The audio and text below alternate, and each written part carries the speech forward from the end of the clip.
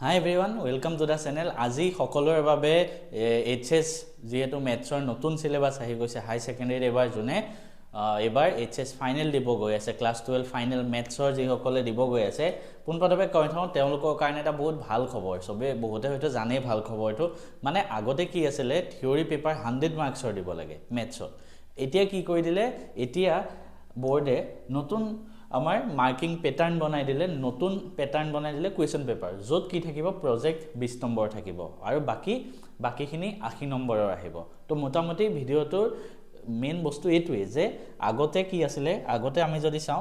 আগতে তোমালোকে চাবা ইয়াতে টোটাল 100 নম্বৰৰ প্ৰশ্ন আহে আমি 100 নম্বৰৰ প্ৰশ্ন দিছিলো ঠিক আছে এতিয়া কি হ'ব এতিয়া 80 নম্বৰ থিওৰি আৰু 20 নম্বৰ প্ৰজেক্ট থাকিব মানে প্ৰ্যাকটিক্যাল থাকিব ঠিক আছে তো আৰু তাৰ ফলত প্ৰত্যেকটো পাৰ্টৰ পৰা বেলেগ বেলেগ পাৰ্ট যেহেতু মেথছত ভগাই দিয়ে আগতে অকন বেছি নম্বৰ আহিছিল তো এতিয়া অকমান কম নম্বৰ আহিব প্ৰত্যেকটো পাৰ্টৰ পৰা যেনেকৈ তোমাৰ আগতে ৰিলেশন ফাংশনৰ পৰা 8 নম্বৰ আহিছিল ঠিক আছে আগতে ৰিলেশন ফাংশনৰ পৰা 8 নম্বৰ আহিছিল এতিয়া কিমান আহিব এতিয়া আহিব এতিয়া 8 নম্বৰ ইয়াতে 8 থাকিব এলজেব্ৰাত আগতে 14 আহিছিল এতিয়া কিমান আহিব এতিয়া 10 দেখিছা এলজেব্ৰাত অকন কম মাৰ্কস আহিব ঠিক আছে তেনেকে ক্যালকুলাস সবতকে ডাঙৰ জিনটো মেথছৰ সবে ভয় খোৱা টপিক 44 আহিছিল আগতে সবতকে বেছি হেতুৱে আহে এবাৰ 35 আহিব